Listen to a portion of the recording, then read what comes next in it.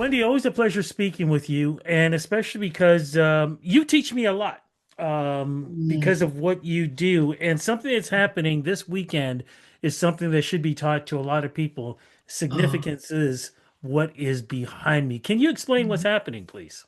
I can, but please allow me to just convey my gratitude. I feel the kinship, like boom, the synergy, like right away. I appreciate you so much. So yeah, right behind you, that's the HMT Windrush that landed at Tilbury Docks in London on June 22nd, 1948. And that ushered in a wave of movement from the Caribbean to England to help rebuild, as it was called, the mother country at the time after the war. So people like your dad, Yes, people my like my parents. dad, they made that journey, that amazing, epic, defining, historic journey to the tune of 500,000 people over the years. So I will be looking at Victoria Day a bit differently this weekend. I'll be at Blackhurst, the People's Residence, Blackhurst Cultural Center at 777 Bathurst. And we're going to articulate our identity in the context of Windrush and in the context of how we observe Victoria Day. Okay, so let's go to this event. So I Mhm. arrived there. What exactly is going to happen? Sure, thank you. I will be showing the video diary from the Migrant Stories exhibit back in 2024 at the City of Toronto History Museums at the the St. Lawrence Market Gallery. I had a 7-minute video diary of my uncle, Lloyd Lindo. I call him uncle as a term of endearment. He's my elder. He's my North Star on this Windrush journey. He's now 99 years old, by the way, 99 years young. Yeah.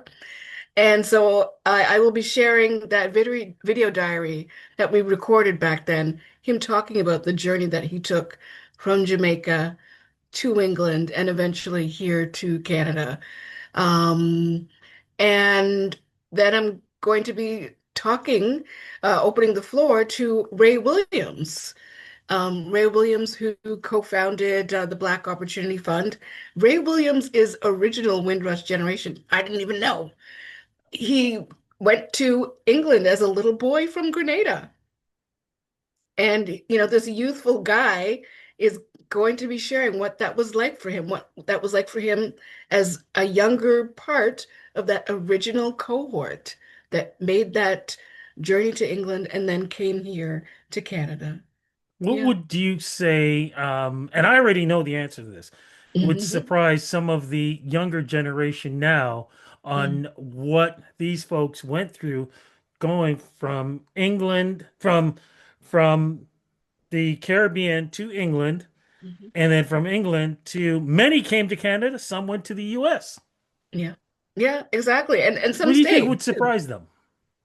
I think what would surprise them is folk what our people were met with when they landed in England. Like imagine, and this is something that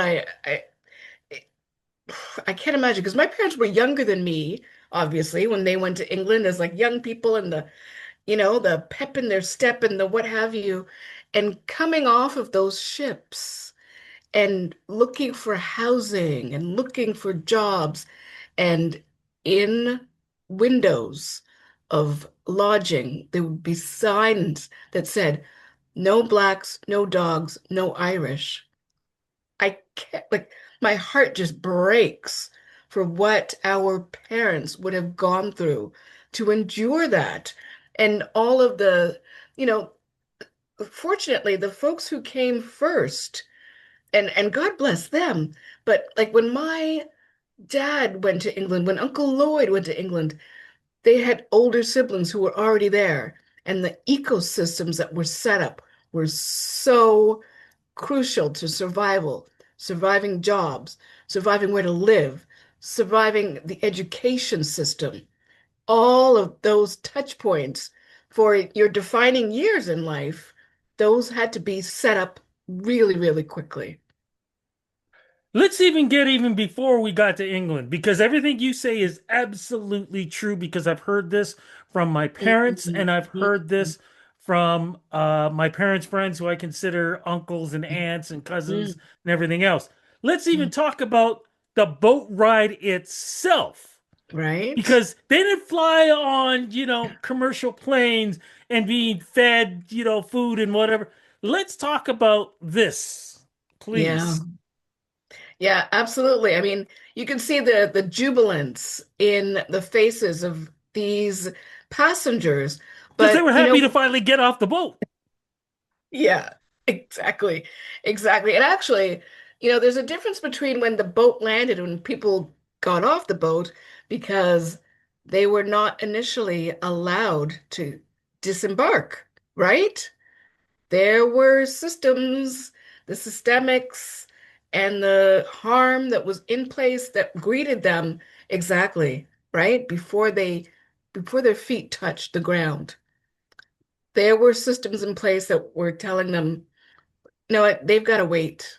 They've got to wait. So imagine taking this epic journey from the Caribbean to England and you know, what that would have been like, and again, the need for the fellowship and the connection between all of those passengers that you're seeing there. That's survival. That is And and survival. and correct me if I'm wrong, because if I remember correctly, I want people to understand this. This wasn't a ferry trip, okay? This wasn't a cruise that you see today. This was a trip, hardship, and it Yeah, took, if I correct, weeks to get from the yeah. Caribbean to England. So this wasn't like some, no, it wasn't No, that. It no, was this was hard not the just Love to Boat. be. No, it wasn't Love Boat. This was hard just to be on Yeah, the ship. And as you said absolutely. too, they were young and they Yeah, had yeah. families. And when I say families, these were people who were already married, with some of them with kids and babies. Some they had to Mm. leave behind who came Yeah, later on because they had to set things up. And then some came as families. Like, I need to stress this so yeah. importantly, because for me it's so important, because when I see how people act these days, it's like Mm, you have mm, no idea what your parents and the older generation went through. You need to show them respect, because what you have now is because of mm. what they went through dealing with this. Amen. Absolutely. We're standing on their shoulders. We Yeah. absolutely are standing on their shoulders.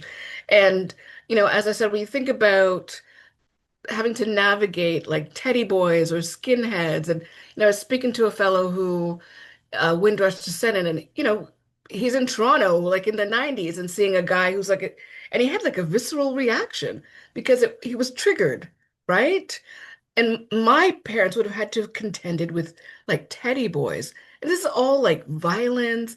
It's harm. This is like I said, I watching, like, for example, Three Little Birds, the Lenny Henry series, and seeing those like really detailed incremental instances and those touch points of how there were so many instances of like threat to safety and the resilience, and just like I said, those ecosystems that are formed even on that ship, the legacy of that is us. Yeah, and all they had were each other. That's all. Yeah, They had each other. And yeah, then coming to yeah. Canada too. So we have so much appreciation for them, for what they've done. And we're losing that generation slowly too. Um, how Absolutely. do we get tickets for this? Like, what do we do to be involved with this, and when and where again? Yeah, thank you. So the event is at Blackhurst, and there are tickets available on culturetix.ca, CULTURE TIX.ca. And the event is on the main Culture Tix page. It's free with RSVP. Um, there's a really great cross promotion with Buy Blacks Restaurant Week. So Buy Blacks has donated a buffet for the first 50 guests, complimentary buffet being prepared by Carib Dish. And yes, it'll be myself, Ray Williams, Shay Marville is our event MC, and just so grateful that Blackhurst is providing us their space for this conversation. And I'm looking forward to more. I'm looking forward to gathering more data from the elders. You know, it can be very much this race against time to capture this data before it becomes a memory project. And one last time, see what day and time? Right. Saturday, May 16th, Blackhurst, and it's 777 Bathurst Street. Fantastic. Wendy, always a pleasure speaking with you. Looking forward Mhm. to this weekend because you're going to teach me a little bit more as you always do. Thank you again, and always love and respect. Likewise, Rudy, thank you so much. I appreciate you.